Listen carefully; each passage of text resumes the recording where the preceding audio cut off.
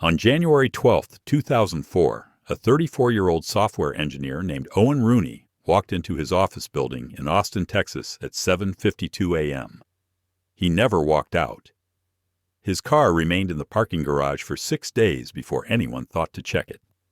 This is case file UF-0847.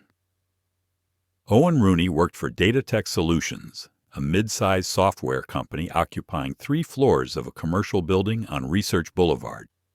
He'd been with the company for 2 years. No disciplinary issues, no complaints. According to his performance reviews, he was described as reliable, punctual, and unremarkable in the most professional sense of the word. He lived alone in a 1-bedroom apartment 15 minutes from the office. Divorced. No children. His ex-wife had remarried and moved to Oregon 3 years prior. They maintained what court records describe as minimal but cordial contact. Owen's routine was documented through building security logs. He arrived each weekday between 7:45 and 8 a.m. He left between 5:30 and 6:15 p.m.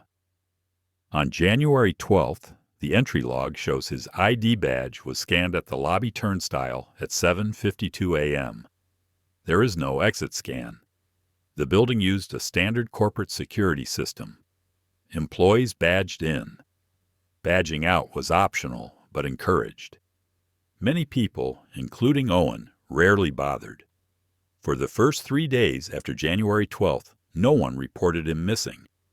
His supervisor, Thomas Elkhart, assumed Owen had called in sick and the message hadn't reached him.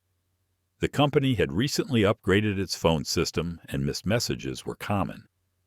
On January 15th, Elkhart sent an email asking Owen to confirm his status. No response. On January 16th, a coworker named Jennifer Tsai mentioned she hadn't seen Owen all week. Elkhart called Owen's cell phone. It went straight to voicemail. On January 18th, building security was asked to check the parking garage. Owen's 2001 Honda Accord was still there, covered in a thin layer of pollen. The driver's side door was unlocked. His gym bag was in the back seat. His phone was not in the car. Austin police were notified that evening. Owen's movements that morning were partially reconstructed through witness accounts and security footage. At 7:52 a.m., he badged into the building. Security footage from the lobby shows him entering alone, carrying a black backpack and a travel mug. He's wearing a blue button-down shirt and khakis. He doesn't speak to anyone. He walks toward the elevator bank. The elevators in the building did not have cameras in 2004. Datatech Solutions occupied floors 9, 10, and 11. Owen's desk was on the 10th floor, in an open-plan area shared by 14 other employees. According to coworker statements, Owen arrived at his desk around 8 a.m. He set down his backpack, powered on his computer, and placed his travel mug on his desk.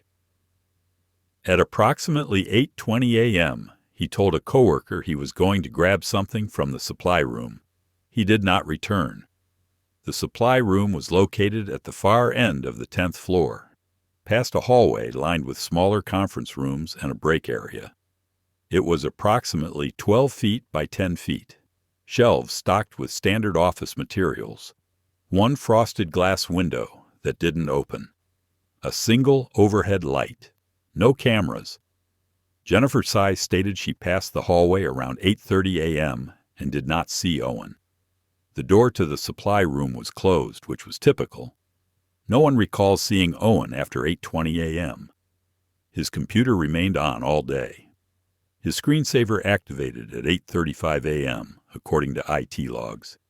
His backpack stayed at his desk. His travel mug, still half full of coffee, was found there 6 days later. When police began their investigation on January 18th, they conducted a floor-by-floor search of the building with the cooperation of building management. Owen Rooney was not found. The supply room was examined. No signs of struggle, no blood, no personal belongings. The window was locked from the inside. The stairwells were checked. All 10 floors. The basement level. The rooftop access door, which was locked and required a separate key, held only by building maintenance. Every bathroom, every storage closet, every conference room. Nothing. Police reviewed security footage from all cameras in the building. The lobby, the parking garage entrance and exit, the loading dock, the rear emergency exits, which were alarmed and had not been triggered that day.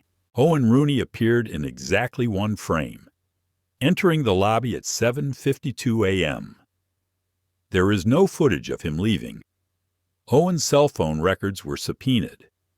The last activity on his phone was a text message sent at 7:41 a.m. on January 12th, 11 minutes before he entered the building.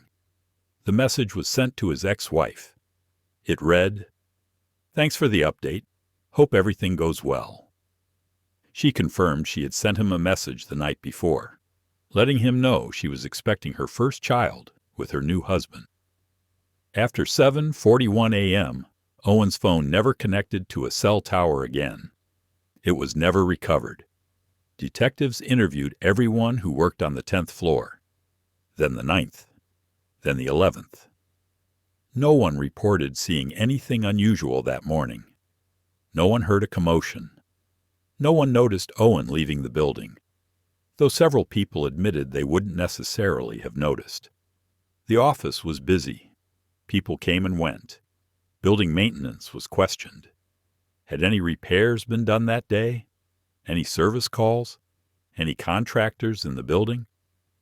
The log showed a scheduled HVAC inspection on the 9th floor at 10 a.m. The technician, employed by a local contractor, was verified and interviewed. He had no contact with the 10th floor and didn't recognize Owen's photo.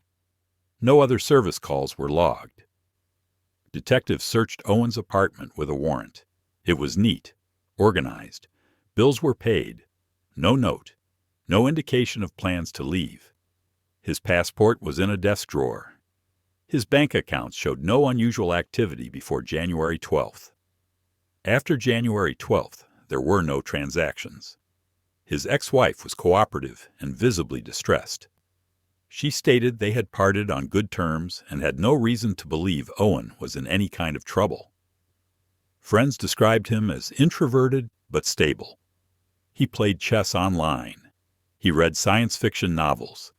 He went to the gym 3 times a week. No one could think of a reason he would vanish. One detail became a focal point during the investigation: the building's interior layout. Datatech Solutions leased floors 9 through 11, but the building itself had 12 floors. The 12th floor was leased by a venture capital firm with separate elevator access controlled by a different security system. Detectives requested access. The firm complied. The 12th floor was searched. Nothing connected to Owen Rooney was found. The basement housed mechanical systems, storage for various tenants, and a small parking attendant office. It was searched thoroughly. The parking garage had 5 levels, all accessible by car or a single stairwell. Security footage covered the vehicle entrance, the exit, and the elevator lobbies on each garage level. Owen's car was on level 3. Footage from that day showed no one approaching it between 7:52 a.m. and the evening of January 18th, when security checked it. The building's architectural plans were reviewed. No hidden rooms, no sealed-off areas, no tunnels. Just a standard commercial office building built in 1987. By March, the case had gone cold. Owen's family, limited to an elderly mother in Florida and a sister in Colorado, hired a private investigator. He worked the case for 6 months and found nothing new. In 2006, Owen's mother filed to have him declared legally dead for estate purposes. The request was granted in 2008. Datatech Solutions closed in 2011 during the financial downturn. The building on Research Boulevard still stands.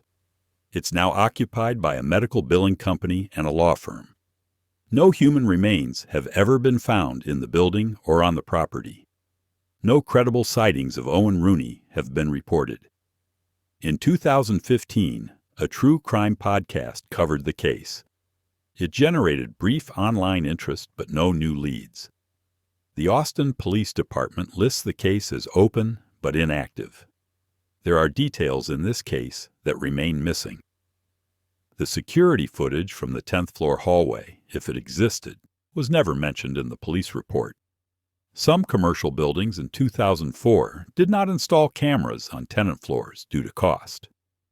Whether Datatech Solutions had its own internal cameras is unclear from available records. Owen's work computer was examined by company IT, but the contents of that examination were never made public. Police noted in their report that nothing suspicious was found, but the specific files, emails, or browser history he accessed that morning are not part of the case file available through public records requests. The supply room itself is described in witness statements but was not photographed by investigators, according to the released documents. And then there is the question of the stairwells. The building had 2 stairwells, one on each end. Both were accessible from every floor, including the 10th. Cameras covered the lobby exits where the stairwells terminated, but there were no cameras inside the stairwells themselves. Ryan stepped out of the abandoned tunnel thinking he was alone. But when he reached home and closed his bedroom door, something else closed it from the inside. Ryan lived alone in a small suburban house near Portland. He tried to convince himself the sound wasn't real. Maybe it was just the wind. But when he turned on the light, the room felt wrong, like someone had been standing there seconds ago, around 2 a.m. He woke up again. His bedroom door was wide open. A tall, thin silhouette stood at the end of the hallway, completely motionless, its head slightly tilted as if observing him. Ryan whispered, "Who's there?" The figure didn't move until he blinked. In that single blink, it was suddenly closer, halfway down the hall. His heart pounded as he realized the horrible truth. It had followed him home from the tunnel. He grabbed his phone, trying to call for help, but the screen turned black and reflected a face behind him, distorted and not human. A cold hand touched his shoulder, and he heard a whisper, "I never stay inside the tunnel. I follow whoever looks back."